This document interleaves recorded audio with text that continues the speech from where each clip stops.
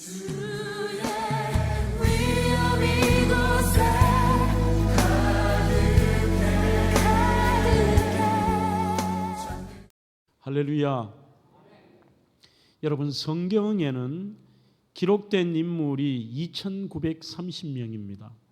그 2930명 중에 가장 사람들에게 알려진 인물은 바로 다윗일 것입니다.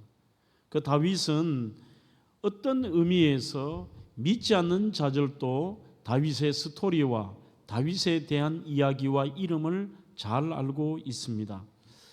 세계적인 모든 미술 작품은 거의가 우리 기독교와 관련된 작품입니다. 그림으로는 바로 레오나르도 다빈치의 최후의 만찬입니다. 그리고 조각으로서는 바로 이탈리아 피렌체의 아카데미아 미술관의 중앙 로비에 있는 바로 오늘 저희들이 다룰 이 다비드 상입니다. 제가 이 다비드 상을 보면서 참 많은 생각을 하고 또 다른 곳에 시간을 하나 줄이면서도 여기에서 무려 3시간 동안 저기에서 앞을 보고 옆을 보고 뒤를 보며 특히 뒤에 앉아서 많은 묵상을 했던 기억이 납니다. 이 아카데미아 미술관은 전 세계에서 이 다비드상을 보려고 오는 사람들로 인산인해를 이루고 그 앞에 줄이 어마어마하게 서 있습니다. 들어가는 입구의 문은 작습니다만 열고 들어가면 지금 여러분들의 화면으로는 느낌이 없는데 저 중앙 로비에 다비드상에 갈 때까지 굉장히 긴 복도를 지나면서 양쪽에 이탈리아가 고대로부터 모아놓은 수십 수천, 아니 어떤 의미에서 통계로 보면은 만 단위가 넘어가는 그러한 수많은 조각품들이 있습니다. 습작을 한 것으로부터 고대에 알려지지 않는 작품으로부터 수만의 작품이 있는데 그 작품들이 그렇게 많아도 왜 저 다비드상을 저렇게 중앙 로비에 어마어마하게 세워놓고 그리고 사람들도 실은 거기에 있는 다른 작품은 관심이 없고 저 다비드상을 보려고 저기에 갑니다. 물론 저도 마찬가지였습니다. 그러면 이 다비드상을 처음 대했을 때 제 느낌이 뭐냐 하면 좀 압도된다는 느낌이었습니다. 크기의 압도도 있지만 어떻게 저렇게 큰 한 덩어리에 어마어마한 사람의 몇 배가 되지 않습니까? 어마어마한 이 대리석, 원 대리석을 가지고 깎아낸 거예요. 미켈란젤로의 머리에 젖을 넣어서 깎아내어서 그렇게 만들었는데 솔직히 오늘 설교와도 관련이 됩니다만 저는 이 다비드상 우리에게 알려져 있는 미술 교과서에 나와 있는 앞모습보다도 뒷모습을 360도를 보면서 저 사진을 제가 찍을 때 옆모습을 찍었습니다만 옆과 뒷모습이 훨씬 더 사실적이었고 심지어 조명 때문에 그런지는 몰라도 저 뒤에서 바라본 다비드상은 꼭 살아있는 것처럼 느꼈습니다. 심지어 이 다비드상의 등을 보고 종아리나 허벅지를 보면 그것을 어떻게 표현했는지는 모르겠습니다만 사람들에게 보이지 않는 이 뒷부분의 모습이 더 사실적이었고 힘줄과 심지어는 실핏줄까지도 다 이 대리석 안에 실핏줄을 어떻게 표현했는지는 모르겠습니다. 그것까지 표현해 있는 모습을 보면서 역시 참 완성도가 높고 그리고 저기 앉아서 두 가지를 제가 많이 묵상을 했는데 첫째는 바로 이 다비드상을 만든 미켈란젤로를 깊이 묵상해 보았습니다. 이 사람은 천재가 맞다. 그리고 이 작품은 정말 세계 1등의 작품이라 꼽을 수 있는 이유가 360도 특히 사람들의 보통 보이지 않는 그 뒷모습을 더 철저하게 세밀하게 만들었다는 작가의 정신을 볼 수가 있었습니다. 그 다음에 두 번째는 바로 오늘 설교와 관련이 있는데 다윗의 인생을 묵상해 보았습니다.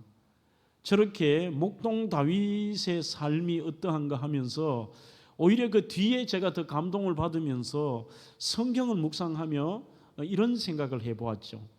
다윗은 우리가 아는 영웅적인 모습이 앞의 모습입니다. 그 작고 초라한 목동 다윗이 어마어마한 대적인 블레셋 장수 골리앗을 물맷돌로 물리치고 당당히도 용감하게 그 아이가 칼을 빼어서 블레셋 장수 골리앗의 칼을 빼어서 그의 목을 치는 이 영웅스러운 그의 앞모습, 그리고 그의 장군이 되고 나라의 황제가 되고 지금까지도 이스라엘의 창시자처럼, 국가의 창시자처럼 생각하는 인물이 다윗입니다. 우리는 그의 앞모습을 잘 알고 있습니다. 하지만 어찌 보면 우리가 조금만 더 신경을 써서 성경을 묵상하고 살펴보면 우리가 알지 못하는 이 앞모습의 다윗도 있지만, 아는 다윗의 모습이 있지만 알지 못하는 다윗의 뒷모습, 삶의 일상생활 속에, 평범함 속에 나타나는 잘 드러나지 않는 다윗의 뒷모습이 훨씬 더 아름다운 부분이 많다는 것입니다. 그래서 공감하는 것이, 하나님이 왜 다윗을 택했고 다윗은 나의 마음에 합한 자라고 하는 말을 하셨는가를, 그 하나님의 말씀이 이해가 되는 것입니다. 여러분, 사람에게도 우리의 뒷모습이라고 하는 것은 어찌 보면 보이지 않는 그 모습이 그 자신의 실체일 수가 있습니다. 프랑스의 작가 미셸 트르니에라고 하는 분은 뒷모습이라고 하는 글에서 이렇게 표현을 합니다. 사람의 뒷모습은 진실입니다. 등은 거짓말을 할 줄을 모릅니다. 남자도 여자도 사람은 얼굴로 표정을 짓고 손짓하며 몸짓과 발걸음으로 자신을 표현하지만 그것은 그 사람의 겉모습에 불과할 뿐입니다. 하지만 등과 뒷모습은 거짓말할 줄을 모릅니다. 이렇게 말씀하고 있습니다. 그래서 다윗을 깊이 묵상하면 묵상할수록 우리의 겉으로 드러나지 않는 뒷모습이 하나님의 마음에 더 들었던 인물이라는 것이죠. 여기에 대해서 사무엘상 16장 7절, 제가 정말 좋아하는 말씀입니다. 여호와께서 사무엘에게 이르시되, 하나님이 선택할 때 뭐요? 하나님은 이렇게 말씀합니다. 그의 용모와 키를 보지 말라. 사람의 그 모습과 키를 보지 마라. 그러면서 이렇게 말씀합니다. 내가 보는 것은 사람과 같지 아니하니 나는 사람의 외모를 보는 것이 아니라 나 여호와는 그 중심을 보느니라. 여기서 말하는 중심이라는 단어가 레바브라는 단어입니다. 영어 성경에는 하트라고 쓰는 경우도 있습니다만 주로 인간의 내면과 그 사람의 신앙, 그 사람의 인격, 그 사람의 겸손함과 진실성인 보이지 않는 그 사람의 내면과 뒷부분, 그리고 일상생활 속에 남들이 알지 못하는 그 사람의 평범한 삶을 이야기하기도 하는 것이죠. 어찌 보면 우리는 다윗의 내면의 신앙과 인격을 엿볼 수 있는 사건이 바로 저와 여러분들이 오늘 함께 볼 사무엘상 26장입니다. 그런데 그 26장의 이 사건이 24장에도 반복이 되는 것처럼 나타납니다. 바로 다윗 왕을 쫓는 사울의 스토리이죠.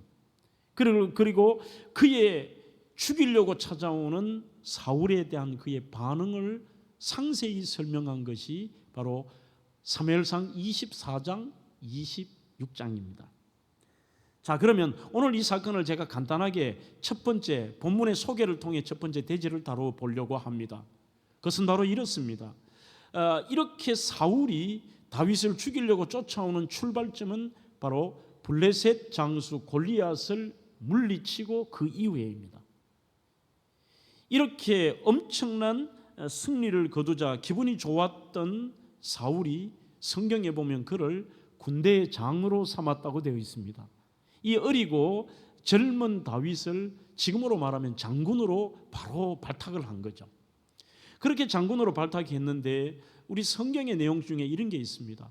사람들이 뭐 저렇게 철없는 거, 그리고 베들레헴에서 목동짓 하는 저게 무슨 우리 장관이야가 아니라 아마 그의 처음에는 겉으로 드러나는 외모를 보고 그의 겉모습과 앞을 보았겠습니다만 시간이 지나면서 사람들이 다윗의 뒷모습을 보게 된 겁니다. 그의 신앙, 그의 인격, 그의 진실됨, 일상생활 속에 하나님에 대한 절대적인 신뢰의 믿음, 이런 것을 보고 사람들이 그를 따랐다고 되어 있습니다. 여기까지도 아마 사울의 마음에 자극은 아닌 것 같은데 이제 사무엘상 18장에 넘어가면서 문제가 발생합니다. 뭐냐면 개선 장군이 되어서 돌아오는데 황제와 함께 그렇게 장군이 되고 같이 오는데 여인들이 전부 길로 나와가지고 이게 환영을 하면서 노래하고 춤을 추고, 그리고 성경에는 소고와 경세를 치고 이렇게 되어 있습니다. 그 경세라는 것은 살라시라는 악기입니다만 지금도 이 이집트, 이스라엘, 중동 지역에는 이 악기가 있어요. 그게 아이들의 그 트라이앵글처럼 생긴 쇠로 된 악기인데 이거를 땡치는 게 아니라 막 돌려요. 쇠악기를 막 돌리면은 막 소리가 덩그렁 덩그렁 댕댕댕댕 막 축제의 분위기가 나는 거죠. 소고를 치고 어떤 여자들은 춤을 추고 이 샬리시를 막 하면서 사람들이 부르는 노래가 이겁니다. 사울이 죽인 자는 천천이고 다윗은 만만이로다라고 얘기합니다. 우리는 숫자 천천 만만이라고 생각하는데 그게 아니라 여기서 만만이라는 라브라는 말은 무수히 많다는 겁니다. 한마디로 비교도 안 된다는 겁니다. 사울은 이 정도 죽였다면 다윗은 비교도 안 됩니다. 와, 무수히 많이 그랬다고 막 노래를 하는데 18장 8절에 보면 이때부터 사울이 불쾌하여 심히 노했다고 되어 있습니다. 그리고 9절에 그날 이후로 사울이 다윗을 주목하였더라. 영어 성경 NIV에는 have a jealous eye on이라고 되어 있죠. 질투의 눈을 계속 유지한 겁니다. 다윗에 대해서. 어떤 의미의 질투의 대상이 아니죠. 그때부터 질투로 시작이 되었는데 오랫동안 계속이 되는데 이게 사람들의 마음에 하나님의 자녀로서 같지 않을 마음을 가지고 죄의 마음을 품기 시작하면 18장 9절에 평생의 다윗의 대적이 되었고 악령이 사울에게 내렸다고 되어 있습니다. 그 마음이 악한 사탄이 들어가기 딱 좋은 거죠. 딱 들어가서 그 마음에 완전히 질투로 분노의 화신이 되게 만들어버리는 겁니다. 다른 게 안 보이는 거죠. 그것만 보이는 겁니다. 다윗만 보이는 거죠. 그냥 질투에 이 불이 막 활활 타오르는 것입니다. 이때로부터 다윗을 죽이고자 하는 일들이 상상을 초월합니다. 성경의 내용을 제가 좀 줄이겠습니다. 처음에 최초로 나오는 것이 뭐냐? 창이 있는데 자기도 모르게 이 분노가 타니까 앉아있는 다윗을 향하여 창을 던집니다. 그 창을 던지는 게 헬라어 원문에 보면은 이게 영어성에도 핀이라는 단어를 쓰고 있습니다만 완전히 박혀요. 이게 박혀요. 얼마나 분노가 심했던지 벽에 그냥 창을 너 죽여라고 던지는데 이게 벽에 박힐 정도로 맞으면 그대로 죽는 거죠. 한 번이 아닙니다. 두 번에 걸쳐서 그렇게 던져 죽이려 하나 피했습니다. 그러자 이번엔 작전을 바꿉니다. 내 가까이 두고 이제 네가 꼼짝 못하게 한다라고 자기 딸을 정략적으로 줍니다. 그렇게 주는데 딸조차도 다윗을 좋아하니까 이때부터 내가 저놈을 죽여야 되겠다고 대적으로 되면서 그 다음에는 또 작전을 꾸밉니다. 다윗을 향해 야야 내가 이 악한 이런 영이 와가지고 괴로워 죽겠으니까 잠도 못 자고 나를 위해서 수금을 켜달라 합니다. 그러자 다윗이 악기를 켜는데도 그때도 또 창을 던져서 또 벽에 박힙니다. 여기서 끝나지 않습니다. 전령도 보냅니다. 다윗이 아침에 출근을 할 때에 저놈을 죽이라는 겁니다. 다행히도 아내 미갈이 그 작전을 미리 가르쳐줘서 피신할 수 있었습니다. 그리고 그때 도망갈 때로부터 해서 계속적인 어마어마한 시간 동안 다윗은 슬픈 도망자의 신세를 산 겁니다. 그리고 다윗은 이렇게 도망자로서 살아갈 때에 그 다윗을 추종하는 사람들이 같이 있으니까 이제는 혹같이 붙여서 정말 힘든 도망자 도피자의 생활을 하고 있는 거죠. 반대로 사울은 목숨을 걸고 다윗을 죽이려고 달려들고 오늘의 상황은 그 중에서도 두 군데의 장소에 있었던 일을 소개하고 있습니다. 여기서 우리는 이 사건을 잘 보면 다윗이 얼마나 참 이 사람 괜찮다. 그가 때로는 인생은 누구나 실수하지만 전쟁터에서 그렇고 살인죄도 짓고 간음죄도 짓고 회개도 하고 엄청난 드라마틱하면서도 그런 문제도 있었지만 왜 하나님이 이 사람을 사랑하느냐라는 것을 좀 느낄 수 있는 사건입니다. 그의 뒷모습을 보면서요. 오늘의 첫 번째 장소는 엔게디라고 하는 장소입니다.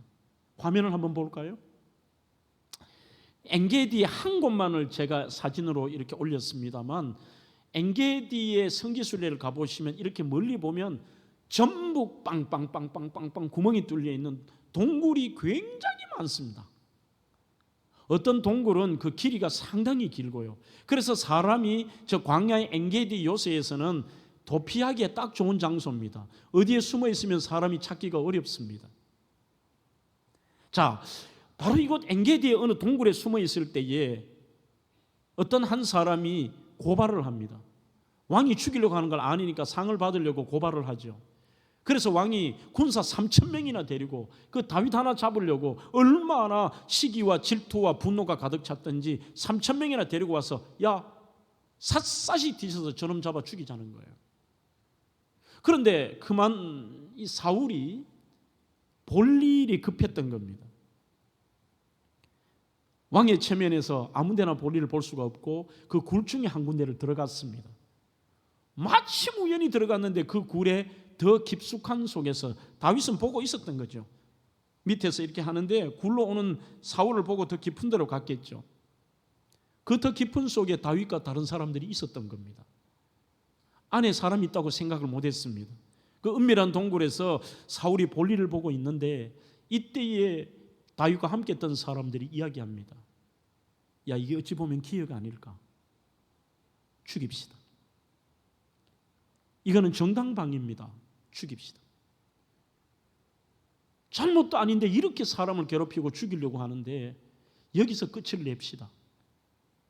그리고 다윗 당신도 하나님 앞에 기름 부음 받은 자 아닙니까? 죽입시다. 그러자 죽이지 말라고 하고 여기에서 다윗이 살그머니 가서 벗어놓았던 사울의 옷에 군대를 시켜서 옷자락만 베어 옵니다. 볼일을 다 보고 저 이제 내려갔던 군대 쪽으로 갔던 거리가 떨어지니까 그때 다윗이 소리를 지릅니다. 그리고 나는 당신이 하나님께서 여호와께서 기름 부은 자로 세운 분이기 때문에 내가 죽이지 않았습니다. 제발 이러지 말자는 거예요. 그러자 처음에는 좀 아니라고 얘기를 합니다. 자기도 미안하다 그러고 다시는 안 그러겠다 하지만 그 다음에 또 상황이 시간이 지나면서 이번에 무대가 어디로 바뀌느냐, 여전히 쫓아오고 죽이려고 할 때에 시비라고 하는 항무지로 피난을 갔습니다. 또 시브는 이런 곳입니다. 다음 사진입니다. 개활지죠. 그렇게 이 십 항무지에서 또 사람들의 신고가 옵니다. 황제여, 당신이 죽이려고 하는 당신의 대적인 다윗이 십 항무지에 나타났습니다. 지금은 하길라 산이라고 하는 저 산 위에 그 십 항무지 바로 옆에 그 산이 있습니다. 다음 사진 한번 볼까요? 저게 하길라 산입니다. 저리로 도망을 갔습니다. 얘기를 하고 또 죽이려고 또 찾아옵니다. 군대를 데리고. 앞에 화면으로 다시 돌려보시죠. 저기에 십 항무지에 군대를 다 배치하고 거기에 텐트를 칩니다. 이번엔 아예 맘먹고 끝까지 죽이겠다는 겁니다. 그렇게 되는 상황이 되어서 이제 그 산에 숨어있던 다윗과 부하들이 작전을 짜기 시작합니다. 우리 여기 있으면 언젠가는 잡혀 죽습니다. 차라리 우리가 먼저 사울을 칩시다. 그래서 그 작전에는 다윗도 함께 갑니다. 가서 밤에 자고 있던 사울을 죽이려고 할 때 아비새라고 하는 혈기왕성한 장군 부하가 이렇게 얘기합니다. 이거는 기회입니다. 이건 우리에게 주어진 기회입니다. 저한테 명령만 한마디 내리십시오. 자기가 완전히 이 핀을 꼽아 죽이듯이 그렇게 공격을 했듯이 내가 한 방에 이 왕 보내겠습니다 하는데 다윗이 이렇게 얘기합니다. 우리 성경은 그렇게 덜 드러납니다만 간곡한 반복입니다. 죽이지 마라, 죽이지 마라, 죽이지 마라, 죽이지 마라. 그리고 그의 가지고 있던 창과 물병을 증거물로 대신 가지고 오고 죽이지를 않습니다. 여러분, 오늘 본문은 바로 그 사건이 있은 다음에 사울이 자기의 잘못을 멀리 있는 산에 있는 다윗에게 시인하고 아들아 돌아오거라, 내가 용서를 빈다 그러면서 너가 반드시 이길 것이라고 말을 하고 복을 빌고 돌아갑니다. 여러분, 바보 아니에요? 다윗은 바보입니다. 희한한 것이 있습니다. 지금 이 본문에서 사울의 입으로 다윗을 축복하고 자기는 죽이지 않아서 뭔가 더 문제가 계속될 줄 알았지만 바로 이 장면이 다윗과 사울의 마지막 대면입니다. 그 이후로는 사울과 다윗이 만나지 못하고 블레셋 전쟁이 일어나고 그 현장에서 사울과 그의 아들 요나단은 죽습니다. 용감하고 멋진 앞모습의 다윗, 그의 신앙과 인격의 뒷모습이 더 아름답다는 것을 보여준 이 바로 피신 사건에서 사울을 죽이지 않았던 사건, 오늘 두 가지 측면에서 한번 생각해 볼까요? 두 번째, 저희들이 교훈받을 것이 이겁니다. 뒷모습이 아름다운 그리스도인은 여론보다 중요한 것이 하나님의 뜻이라는 겁니다. 정치 지도자는 여론의 흐름이 정말 중요합니다. 당연합니다. 사람들이 어떻게 생각하느냐, 지금 여론이 뭐라고 하는지 압니까? 여러분들, 희한한 사람들이 하는 말들이 주로 그거 합니다. 사람들이 뭐라 그러는지 압니까? 백성들이 뭐라 그러는지 압니까? 교인들이 뭐라 그러는지 압니까? 이웃이 뭐라 그러는지 압니까? 전부 여론이에요. 여러분, 여론은 정말 중요합니다. 때로는 여론은 모든 사람들의 민의이기도 합니다. 그래서 여론을 들어야 됩니다. 하지만 오늘 이야기는 이런 것입니다. 만약에 여러분들의 삶 속에서, 일상생활 속에서 여론과 하나님의 뜻이 배치가 된다면 어떨까요? 우리는 여론보다 하나님의 뜻입니다. 모든 사람들이 여론은 이겁니다. 죽입시다. 그리고 여론은 우리를 괴롭히던 원수입니다. 저희들이 살인죄를 짓는 게 아닙니다. 정당방위입니다. 그리고 이 정도 했으면 많이 참았습니다. 한두 번이 아니지 않습니까? 이게 있을 수 있는 얘기입니까? 우리가 언제까지 이렇게 해야 되겠습니까? 죽입시다. 24장 4절에도 원수를 죽일 기회라고 표현합니다. 26장 8절에도 아비새가 이제 거기에서 텐트를 치고 자는 그를 향하여 얘기합니다. 창으로 그를 찔러 단번에 꽂게 해 주십시오. 전체 여론은 이겁니다. 기회입니다. 죽입시다. 그러나 다윗은 야, 내가 너그럽게 한번 봐주자. 에이, 또 봐주자가 아닙니다. 하나님의 뜻을 줬습니다. 26장 9절에 다윗이 아비새에게 이르되 죽이지 말라, 죽이지 말라. 왜요? 11절에 내가 손을 들어 여호와의 기름 부은 자를 치는 것은 여호와께서 금하신다는 겁니다. 하나님 뜻에 안 맞다는 겁니다. 나도 어떤 의미에서는 한 번씩 올라온다. 나도 저 사람 정리하고 싶을 때도 있다. 내가 죽음의 앞장서 지금 있는데 저 사람 안 죽이고 싶겠나? 그런데 하나님 뜻이 아니다. 하나님 뜻이 아니다. 하나님 뜻이 아니다. 여러분, 인생을 살다가 보면요, 여론과 하나님의 뜻 사이에 괴리가 있을 때가 있습니다. 그 대표적인 것이 시간마다 우리들이 기도회 때마다 하는 포괄적 차별금지법의 철폐를 위한 기도하잖아요. 지금 전 세계 여론은 포괄적 차별금지법을 인권으로 생각하며 통과시켜야 됩니다. 약자들을 보호하고 인권을 보호하는 미명하에 소수의 약자를 보호한다는 미명하에, 그래서 모든 선진국들이 대한민국을 제외하고 이 법을 다 통과시켰습니다. 그래서 지금 어떻습니까? 상상할 수 없는 혼란과 가정이 파괴가 되고 젊은이들이 에이즈에 걸려서 고통스러우면서도 모든 방송들은 이것을 하나의 성적 취향으로 생각하고 아주 이상 교묘하게도 그런 방송들과 함께요. 그들의 인권도 중요하지만 왜 대다수의 인권을 말하지 않습니까? 여론을 보면 우리도 통과해야 됩니다. 그러나 하나님의 뜻은 죄입니다. 인류 역사상 한 번도 이 동성애의 죄를 범했던 소돔과 고모라나 로마나 페르시아나 살아남은 제국이 없습니다. 반드시 개인도 그 민족도 하나님의 심판을 받습니다. 이게 하나님의 뜻입니다. 남자와 여자의 관계, 가정은 남녀의 결합입니다. 지금 우리나라의 대법에서 그 법 자체를 하나를 통과해서 혼란을 야기시키고 있잖아요. 다시 본론으로 돌아오면 이렇습니다. 수많은 것들 중에 남들과 다르다는 게 아닙니다. 여론이 중요하지만 우리는 하나님의 뜻이 더 중요하다는 것입니다. 알란 레드파스라는 이분이 다윗에 대한 연구를 참 많이 한 분입니다.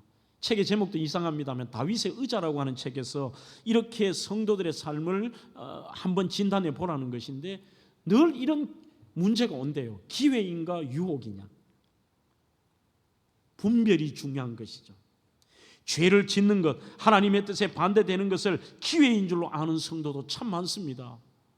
그건 죄입니다. 기회가 아닙니다. 절호의 기회가 절호의 유혹의 시간이 될 수도 있습니다. 충분히 이해가 됩니다. 그들의 여론들과 그들의 부하들로 보면 절호의 기회입니다. 이야, 우리가 그동안 이렇게 고생했는데 오늘 한 번에 끝낼 수 있다. 그것도 우연이 아니라 하나님이 이 안에 굴에 보내주셨다. 야, 지금 마침 저게 자고 있다. 절호의 기회다. 죽일 절호의 기회입니다. 그러나 반대로 하면 어찌 보면 그 기회의 눈앞에서 사탄이 준 유혹의 기회일 수도 있습니다. 야, 하나님의 뜻이고 하나님이 세웠든지 뭐 주의 종이든 상관없든지 네가 함부로 말해버리고 네가 함부로 대적하고 찔러 죽여버려라. 너가 지금 괴롭잖아. 네가 지금 힘들잖아. 에베소서 5장 17절 어리석은 자가 되지 말고 오직 주의 뜻이 무엇인가를 이해하라고 되어 있습니다. 그 이해한다라는 헬라어 원문의 뜻은 민감하라는 뜻입니다. 조금 우리가 생각하는 것과 다르죠. 아, 저거는 저렇구나. 그래, 주의 뜻이 이럴 수 있다. 이렇게 이해하는 언더스탠딩이 아닙니다. 민감한 겁니다. 사람들은 오히려 자신의 자존심과 자신의 삶에 오히려 자기 자신의 기준에 대해서만 민감하지 하나님의 뜻에 대해서는 민감하지 않는 거예요, 이게.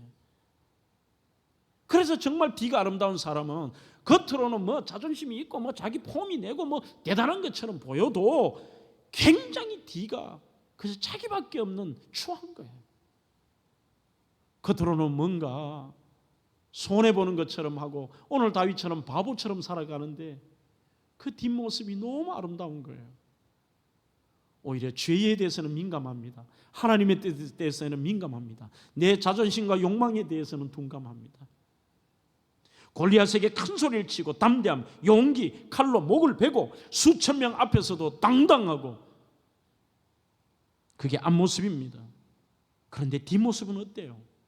작은 부분에도 민감합니다. 이것을 어떻게 아느냐 하면은 마음의 찔려라고 하는 표현이 있습니다.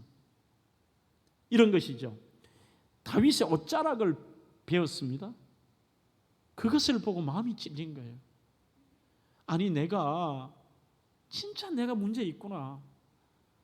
아니, 주의 종을 내가 함부로 대하는 게 아니라 하나님이 심판하시는데 그냥 거기에서 그냥 넘어가고 가만히 있으면 되지. 그거를 꼭 드러내고 내가 이래도 너 용서했어, 내가 너 봐줬어라고 보이려고 내가 옷자락 띄워왔다. 야, 마음이 찔린 거예요.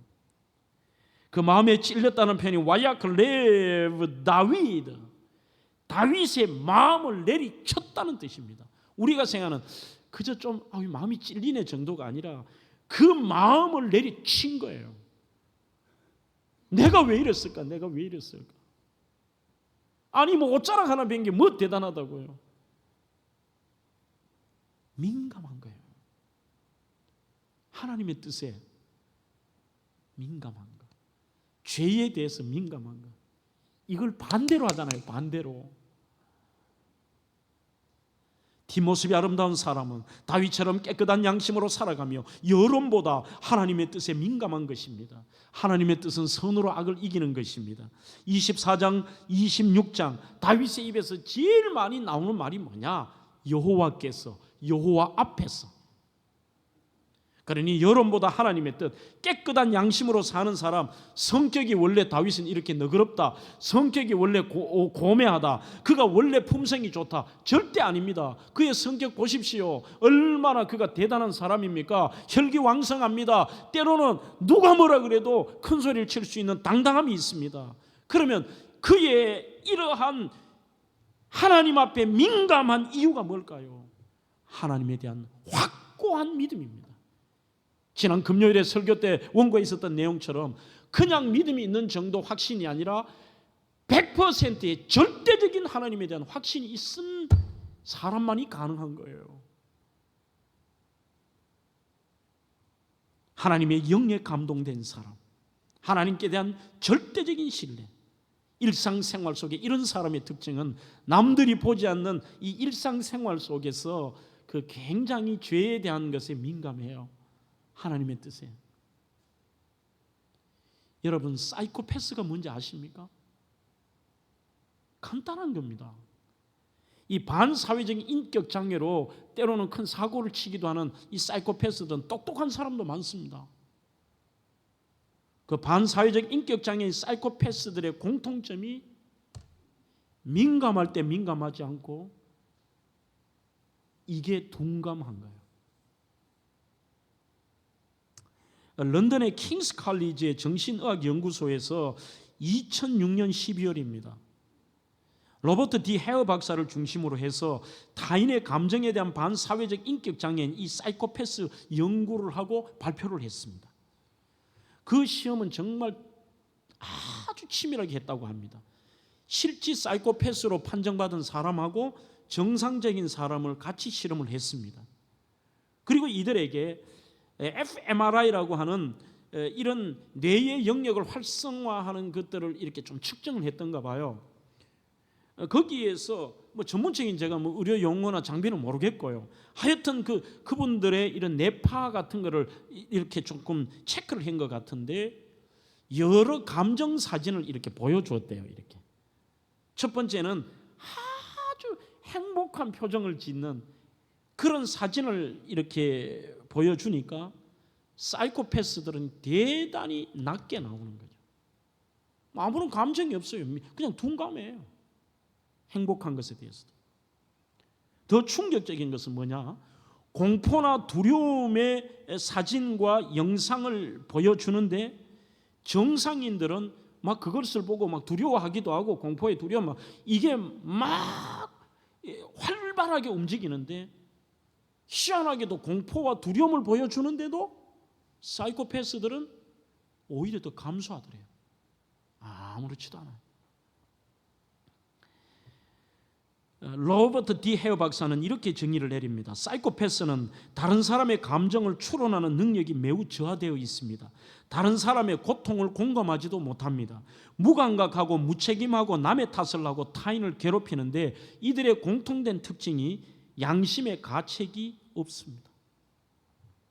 그런 이런 심리학적인 거고 정신의학적인 측면에서는 저는 좀 오늘 나오는 이 사울이 좀 사이코패스적인 경향이 있는 것 같아요.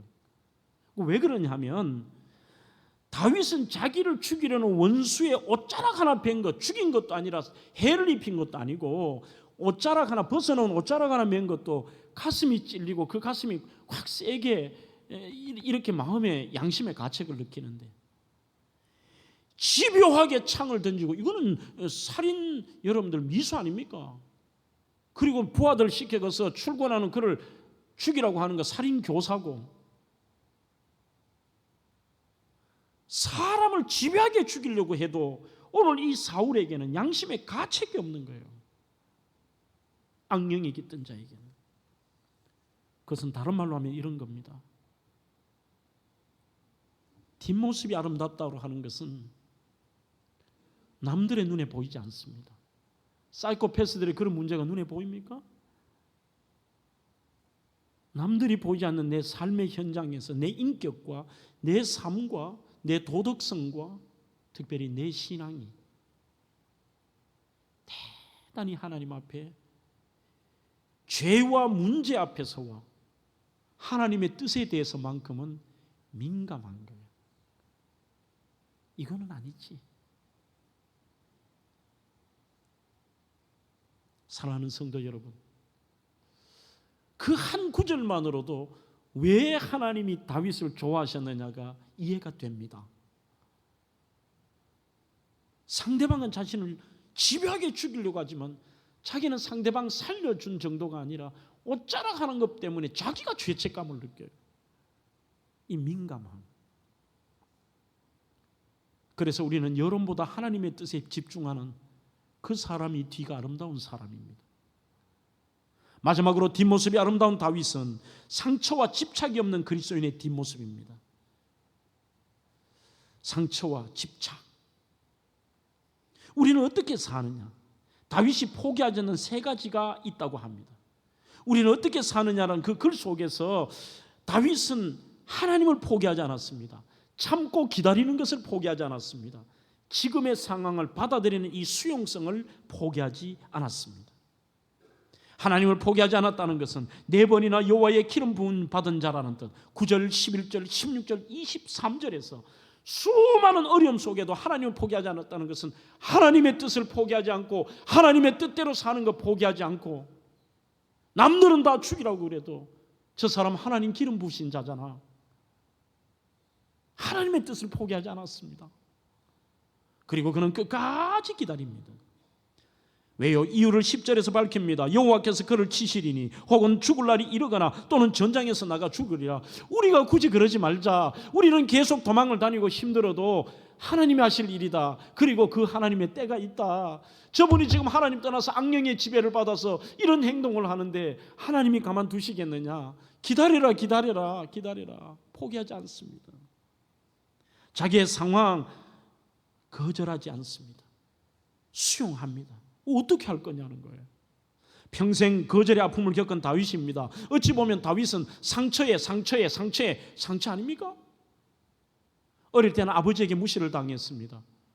그를 왕으로 임명하려고 사무엘이 왔을 때도 아들 다 한 다음에 전부 하나님의 뜻은 아니랍니다. 그래서 사무엘이 이상하다 하고 아들 더 없습니까? 하니까 아버지가 없대요. 아니 그래도 한번 해보세요. 아들 없냐고 하니까 굳이 말하면 지금 들판에서 양치고 있는 목동 하나 막내 있습니다. 그래요. 그 정도로 아버지에게 무시를 당합니다.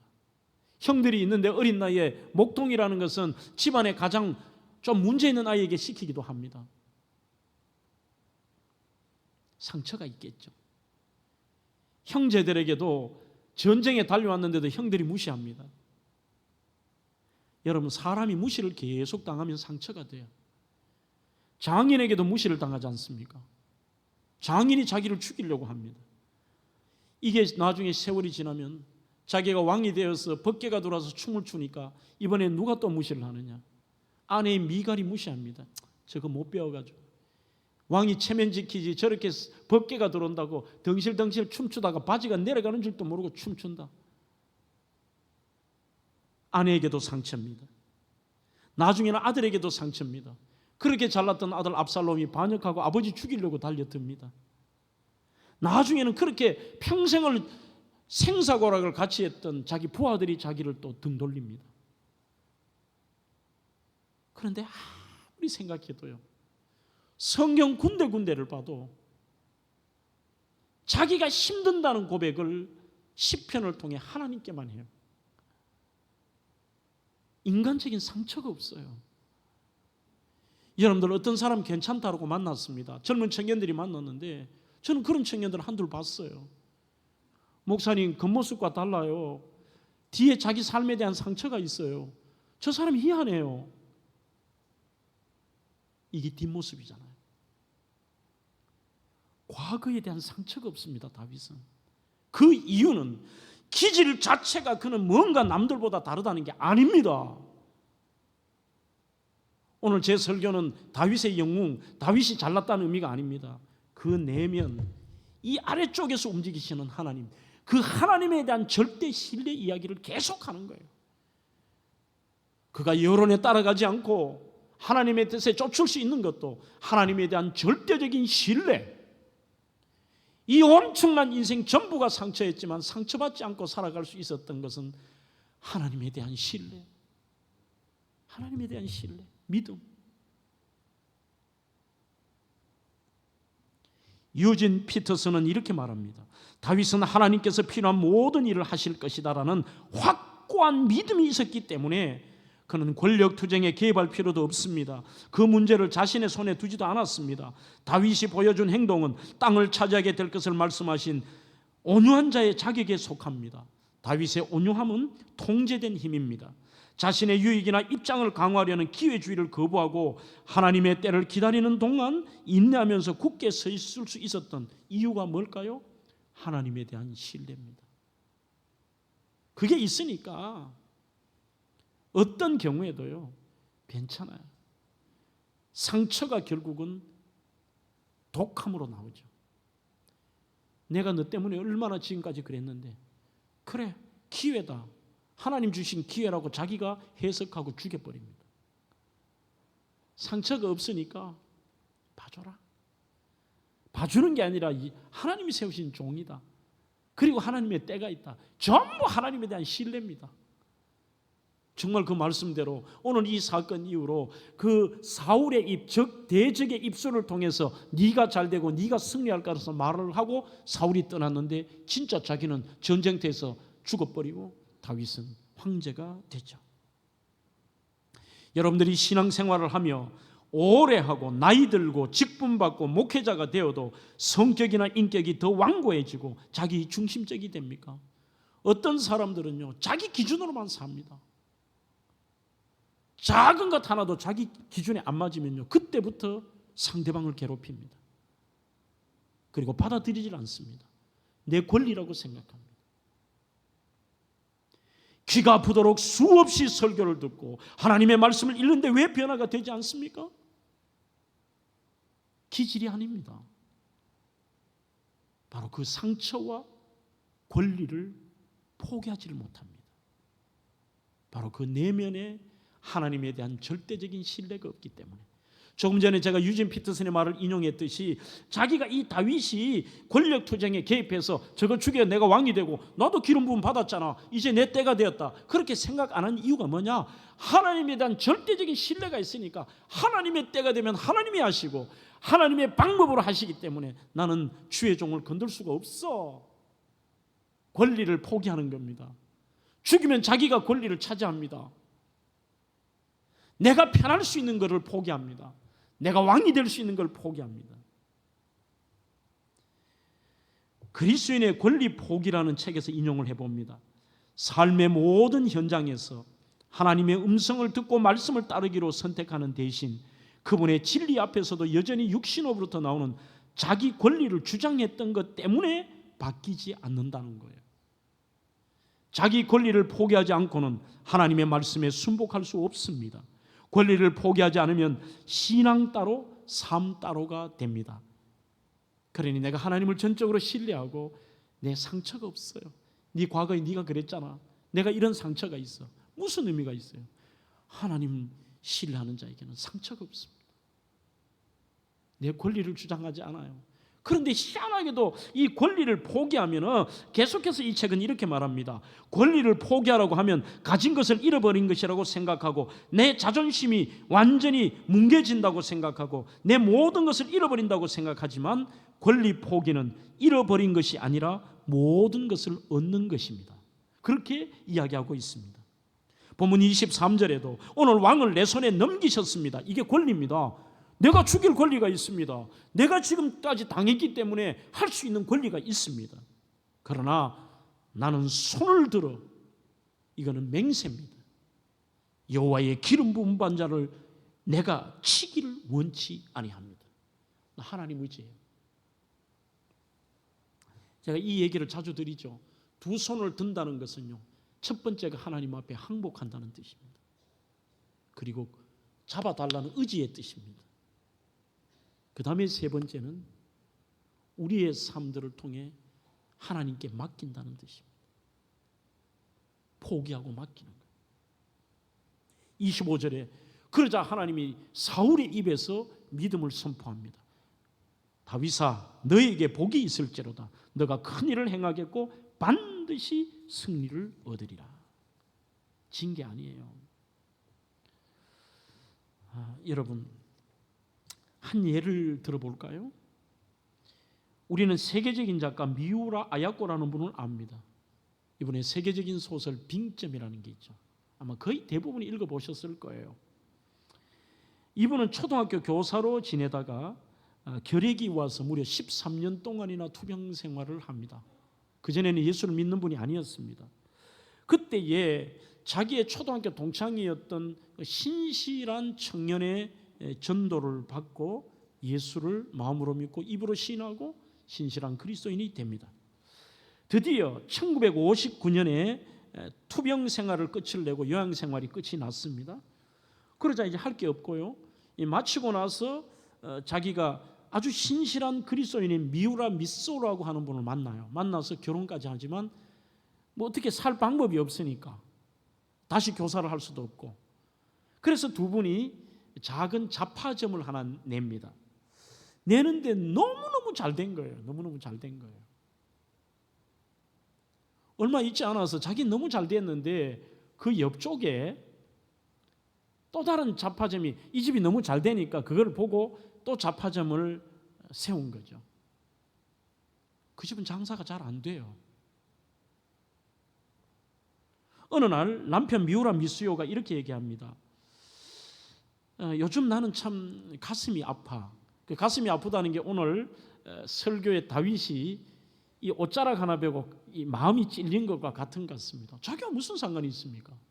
자기가 무슨 안 되게 한 것도 아닌데 가슴이 아파. 저 집에는 아이들이 많다고 하는데 장사가 안 돼. 우리가 도와주면 안 될까?